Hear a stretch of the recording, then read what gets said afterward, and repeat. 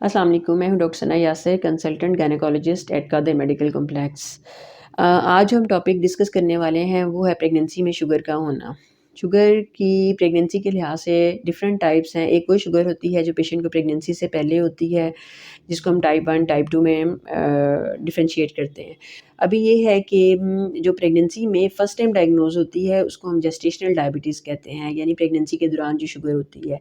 उसका सबसे पहले पता कैसे चलता है कि पेशेंट जब हमारे पास आती है तो पहले 3 महीनों में जब पेशेंट के टेस्ट करते हैं, उससे डिफरेंट उसके हर पेशेंट से रिस्क फैक्टर को इवैल्यूएट करते हैं कि उसमें एशिया में एक ये बहुत ही कॉमन प्रॉब्लम है डायबिटीज़ का।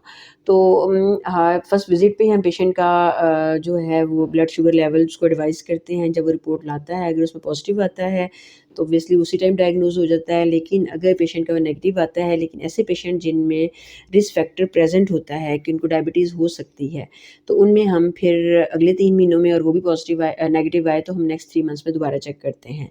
इस तरह हम ये होता है कि अगर अर्ली डायग्नोज़ हो जाए तो प्रेगनेंसी की वजह से जो कॉम्प्लिकेशंस हो सकती हैं माँ और बच्चे दोनों में शुगर की वजह से प्रेगनेंसी में, तो उनको हम टाइमली ट्रीट कर सकते हैं।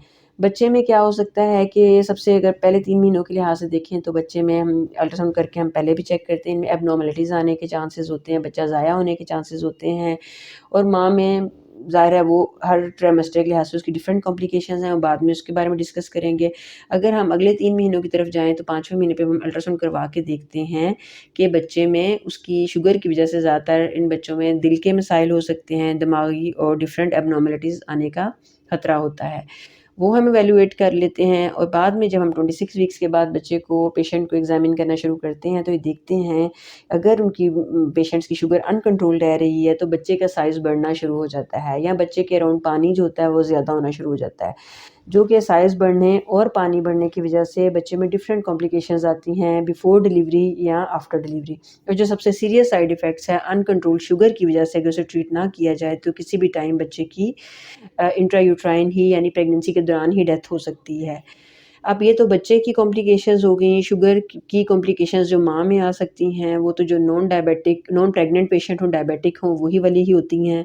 ज़ाहिर है उसमें इन्फेक्शंस के ज़्यादा चांसेस होते हैं, यूरिन इन्फेक्शन, वेजाइनल डिस्चार्ज की वजह से इन्फेक्शंस होती हैं, उनके चांसेस बढ़ जाते हैं। माँ में ज़ाहिर है बच्चे का साइज़ बढ़ेगा, अगर पानी बढ़ेगा तो माँ को उसकी वजह से डिस्कम्फ़र्ट महसूस होता है प्रेगनेंसी के दौरान और एंड पे आके उनमें या तो उज़ारों वाली डिलीवरी जिसे हम इंस्ट्रूमेंटल डिलीवरी कहते हैं या सिज़ेरियन सेक्शन का रेट जो होता है वो बहुत ज़्यादा हो जाता है। इसलिए बेहतर है कि डायबिटिक पेशेंट को लाज़मी चेक करवाना चाहिए, उन्हें इन सब बातों का पता होना चाहिए ताकि वो अपनी शुगर को प्रेगनेंसी में कंट्रोल रखें, ताकि एक मदर और फ़ीटल दोनों हेल्दी आउटकम हमारे सामने आए। Thank you.